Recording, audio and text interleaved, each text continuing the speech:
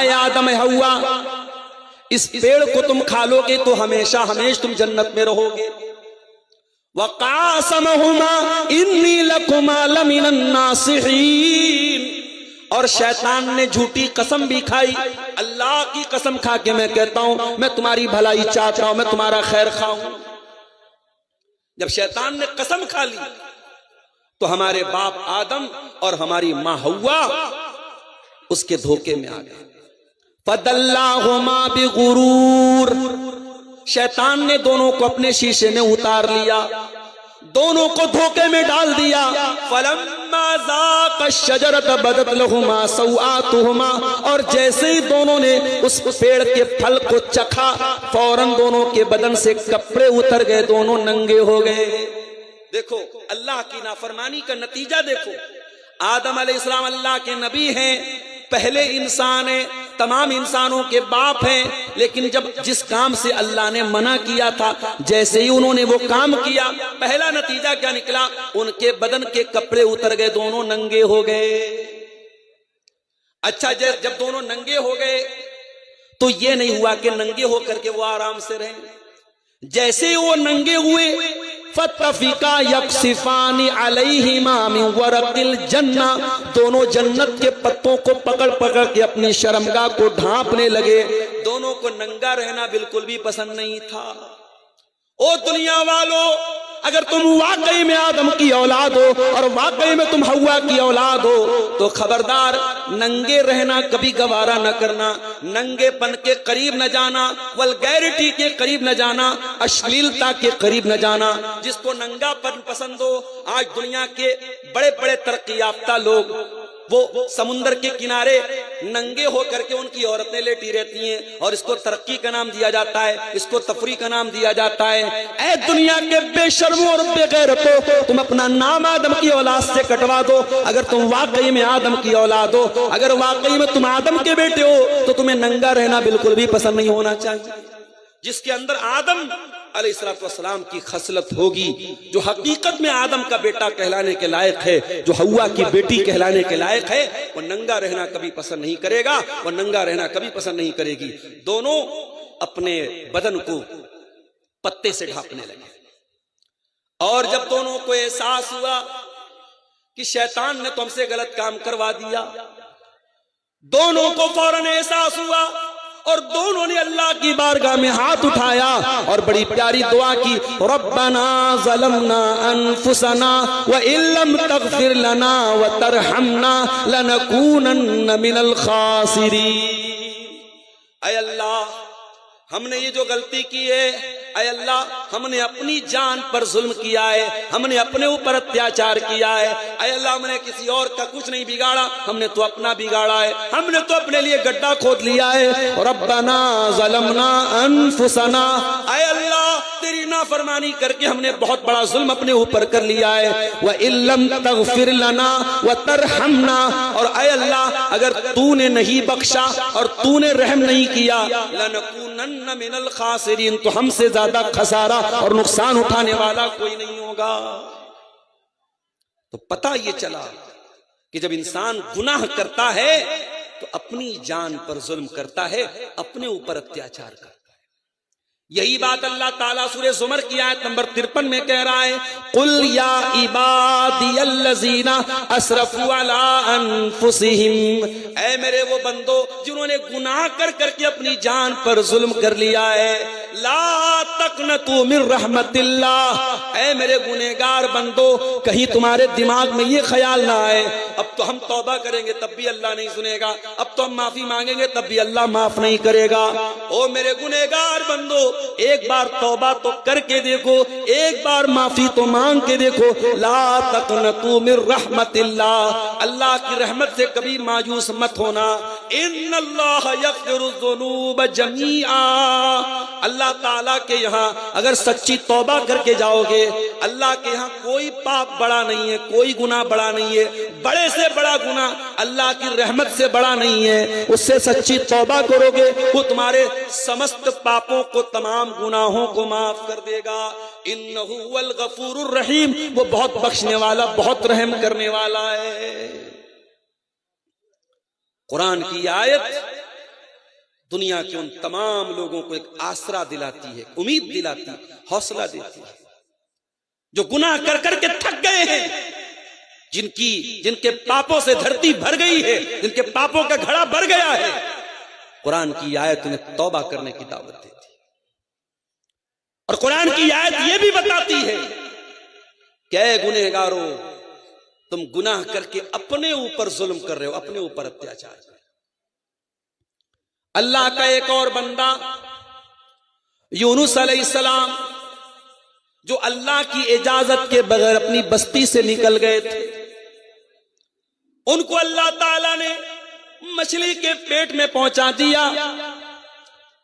وہ لوگوں کبھی تصور کرو مچھلی کا پیٹ کتنا بڑا رہا ہوگا، اور مچھلی کے پیٹ میں یونس علیہ السلام بالکل صحیح سلامت ہے۔ یہ بھی کرشمہ ہے اللہ تعالیٰ کا۔ اور قرآن یہ بھی کہتا ہے فلولا انہو کان من المسبحین للبث فی بطنہ، اگر یونس علیہ السلام نے توبہ نہ کی ہوتی، اگر اللہ تعالیٰ کی تسبیح بیان نہ کی ہوتی، تو قیامت تک مچھلی کے پیٹ میں ہی رہتے۔ یونس نبی تھے اللہ کے، قرآن کہہ رہا اگر وہ تسبیح نہ پڑھتے، توبہ نہ کرتے، تو مچھلی کے پیٹ میں رہتے قیامت۔ فنادا فی الظلمات، یونس علیہ السلام نے مچھلی کے پیٹ میں اللہ کو پکارا۔ میرے پیارے بھائیوں، آج جھارکھنڈ کے بہت سارے علاقوں میں موبائل کا نیٹ ورک کام نہیں کرتا۔ میں اسی برہیٹ میں آتا تھا، مجھے یاد ہے آج سے 6-7 سال پہلے جب حقانی صاحب بحیات تھے، میں یہاں آتا تھا، اس وقت شاید جیو شروع ہو چکا، جیو کا نیٹ ورک نہیں کام کرتا تھا، یہاں صرف ایئرٹیل کام کرتا تھا یا بی ایس این ایل کام کرتا تھا۔ اور آج بھی جھارکھنڈ کے بہت سارے علاقوں میں آپ چلے جائیں، نیٹ ورک کوریج نہیں ہے، پہاڑی علاقوں میں آپ چلے جائیں۔ آپ غور کیجئے میرے ساتھیوں، سمندر کا اندھیرا، مچھلی کے پیٹ کا اندھیرا، اور اس کے بعد رات کا اندھیرا، تین اندھیروں میں مچھلی کے پیٹ میں یونس علیہ السلام اللہ تعالیٰ کو پکار رہے ہیں۔ یونس کے دل میں ایک بار بھی یہ خیال نہیں آیا میں پکار تو رہا ہوں، اللہ تک میری بات پہنچے گی کہ نہیں پہنچے گی۔ وہ لوگوں جہاں کسی نیٹ ورک کا کوریج نہ ہو، جہاں دنیا کا کوئی سم کام نہ کرتا ہو، وہاں میرے پروردگار کا نیٹ ورک موجود ہے۔ فنادا فی الظلمات، حضرت یونس علیہ السلام نے مچھلی کے پیٹ میں اللہ کو پکارا، اور کیسے پکارا؟ فرمایا اللہ الہ الا انت سبحانک انی کنت من الظالمین۔ کہا ہے پروردگار، تیرے سوا میرا کوئی سہارا نہیں ہے، تیرے سوا میرا کوئی معبود نہیں ہے۔ سب سے پہلے توحید کا اقرار کیا۔ او گنڈا پہننے والو، او تعویذ پہننے والو، او قبروں پر سجدہ کرنے والو، او پیروں کے آگے سجدہ کرنے والو، تم کس منہ سے اپنے آپ کو مسلمان کہتے ہو؟ تم کس منہ سے نماز میں ایاک نعبد و ایاک نستعین کہتے ہو؟ تمہاری یہ مکاری تمہارے منہ پر مار دی جائے گی، تمہاری یہ دھوکہ دڑی تمہارے منہ پر مار دی جائے گی۔ ارے مسلمان تو توحید کا علمبردار ہوتا ہے، مسلمان اللہ کے سوا کسی اور کو مشکل کشا نہیں مانتا ہے، کسی اور کو حاجت روا نہیں مانتا ہے۔ یونس علیہ السلام نے سب سے پہلے اللہ کی توحید کا اقرار کیا، لا الہ الا انت، اے اللہ تیرے سوا میرا کوئی معبود نہیں ہے، کوئی سہارا نہیں ہے۔ سبحانک، اے اللہ میں اپنی غلطی کو مانتا ہوں، میں اپنی خطا کو مانتا ہوں، اے اللہ تو پاک ہے، میری خطا تھی، میری غلطی تھی۔ سبحانک انی کنت من الظالمین، اے اللہ مجھ سے غلطی ہو گئی، میں نے ظلم کیا، میں نے اتیاچار کیا، میں تیری اجازت کے بغیر اپنی قوم کو چھوڑ کے چلا گیا، اے اللہ مجھے معاف کر دے۔ یہ یونس علیہ السلام کی دعا ہے، کتنی پیاری دعا ہے، اس میں اللہ کی توحید کا بھی اقرار ہے، اللہ کی تسبیح بھی بیان ہو رہی ہے، اور اپنے گناہ کا، اپنی غلطی کا اعتراف بھی ہو رہا ہے۔ اسی لیے اللہ کے نبی فرماتے ہیں کہ مچھلی والے نبی کی دعا کسی بھی مصیبت میں انسان اگر پڑھے گا، مسلمان پڑھے گا، تو اللہ ضرور اس کی مصیبت کو دور کرے گا۔ یہ دعا صرف یونس علیہ السلام کے لیے نہیں تھی، یہ قیامت تک آنے والے مومنوں کے لیے دعا ہے۔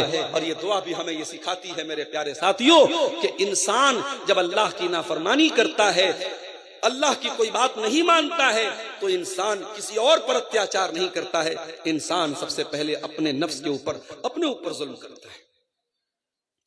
اور آگے بڑھیے، نبی کے دور میں ایک توبہ کا واقعہ آپ کو سناتا ہوں۔ جنگ تبوک کا موقع ہے، مدینہ سے 700 کلومیٹر کا لمبا سفر کرنا ہے، مئی اور جون کا مہینہ ہے، کھجوریں پک چکی ہیں، بس فصل کو کاٹنا باقی ہے۔ نبی اکرم نے اعلان کیا میں تبوک کی طرف جانا ہے۔ صحابہ کرام کے لیے بہت بڑی آزمائش کا ٹائم تھا، ایک تو گرمی کا موسم تھا، لمبا سفر کرنا تھا، کھجور آلریڈی پک چکی تھی، کھجوروں کو چھوڑ کے جانا تھا۔ زیادہ تر صحابہ کرام تو تیار ہو گئے، 3 صحابہ ایسے تھے جو اپنی سستی اور کاہلی کی وجہ سے اللہ کے پیارے نبی کے پاس کے ساتھ نہیں جا پائے۔ اس میں ایک صحابی کا نام تھا کعب بن مالک، ایک کا نام تھا ہلال بن امیہ، اور ایک کا نام تھا مرارہ ابن ربیع۔ یہ 3 صحابی تھے جو اللہ کے نبی کے ساتھ، طاقت تھی ان کے پاس، سواری بھی تھی، وہ جا سکتے تھے، مگر اپنی سستی کی وجہ سے نہیں گئے۔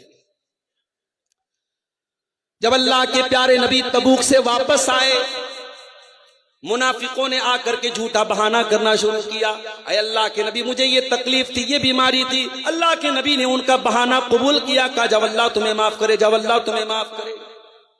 جب حضرت کعب بن مالک کا نمبر آیا، انہوں نے اپنے دل میں سوچا کہ اگر میں اللہ کے رسول کے پاس جھوٹ بول دیتا ہوں تو آج نہیں تو کل اللہ تعالیٰ میری حقیقت کو کھول دے گا، لیکن میں اگر سچ بول دیتا ہوں ہو سکتا ہے کہ اللہ کے نبی وقتی طور پہ ناراض ہو جائیں، لیکن اللہ تعالیٰ ضرور میری توبہ بعد میں قبول کر لے گا۔ یہی سوچ کر کے جب کعب بن مالک اللہ کے نبی کے پاس آیا، آپ نے پوچھا ہے کعب کیا بات ہے، تم ہمارے ساتھ تبوک میں کیوں نہیں آئے؟ کہا ہے اللہ کے نبی میں آپ کے سامنے جھوٹ نہیں بول سکتا، میں بالکل تندرست و توانا تھا، میری سواریاں بھی تیار تھی، میں آپ کے ساتھ جانے کا ارادہ بھی رکھتا تھا۔ جب آپ کا قافلہ نکل گیا، میں نے کہا میری سواریاں تو ریڈی ہیں، میں 2-3 دن کے بعد بھی جاؤں گا تو قافلے میں شامل ہو جاؤں گا۔ اے اللہ کے رسول میں سست پڑ گیا، میں کاہلی میں پڑ گیا، اور جب میں نے ارادہ کیا تب تک قافلہ بہت دور جا چکا تھا، میری غلطی تھی، میں جان بوجھ کر کے آپ کے ساتھ نہیں جا پایا۔ نبی اکرم نے صحابہ سے کہا کعب بن مالک سچ بول رہے ہیں، لیکن اللہ تعالیٰ کی طرف سے مجھے یہ حکم دیا گیا ہے کہ ان سے کوئی بات نہیں کرے گا۔ کعب بن مالک سے بات چیت بند کر دی گئی، ان کا سوشل بائیکاٹ کر دیا گیا، اور کعب بن مالک کا حال یہ ہو گیا کہ وہ مسجد میں آتے کسی کو سلام کرتے تو کوئی سلام کا جواب دینے کو تیار نہیں ہے۔ کہتے ہیں جب میں نماز پڑھنے لگتا تھا مجھے ایسا لگتا تھا کہ اللہ کے نبی مجھ کو دیکھ رہے ہیں، لیکن جب میں سلام پھیرتا تھا تو اللہ کے نبی اپنا چہرہ پھیر لیتے تھے۔ کعب بن مالک نے پتہ لگایا کہ یہ اکیلے میرے ساتھ یہ مسئلہ ہے یا کوئی اور بھی ہے جو اس مسئلے میں میرے ساتھ ہے، تو پتہ لگا کہ 2 لوگ اور ہیں۔ اس طریقے سے 50 دن کا ٹائم گزرا، اور ایک ایک دن حضرت کعب بن مالک اور ان کے ساتھیوں پر پہاڑ کی طرح گزرا ہے۔ قرآن کریم ان کے حالات کا نقشہ کھینچتا ہے، وَعَلَى الثَّلَاثَةِ الَّذِينَ خُلِّفُوا، اے ایمان والو اللہ نے ان 3 لوگوں کی توبہ کو بھی قبول کر لیا جن کے معاملے کو اللہ کے نبی نے مؤخر کر دیا تھا۔ حَتَّى إِذَا ضَاقَتْ عَلَيْهِمُ الْأَرْضُ بِمَا رَحُبَتْ وَضَاقَتْ عَلَيْهِمْ أَنفُسُهُمْ، یہاں تک کہ زمین ان کے لیے تنگ ہو گئی اور ان کی جان بھی ان کے لیے تنگ ہو گئی۔ 50 دن کا ٹائم گزر گیا میرے ساتھیوں، کوئی بات کرنے والا نہیں۔ 50 دن کے بعد حضرت کعب بن مالک اپنے مکان کی چھت پہ نماز پڑھ رہے تھے، اتنے میں دور سے ایک پکارنے والے نے پکارا، ابشر یا کعب بن مالک، اے کعب بن مالک خوش ہو جاؤ، اللہ نے تمہاری توبہ قبول کر لی اور تمہارے بارے میں قرآن کی آیتیں نازل ہو گئی ہیں۔ کعب بن مالک کہتے میرے پاس کچھ اور تو نہیں تھا، میں نے اپنے بدن کا کپڑا اتار کر کے اس کو پہنا دیا، اتنی خوشی مجھ کو ہوئی۔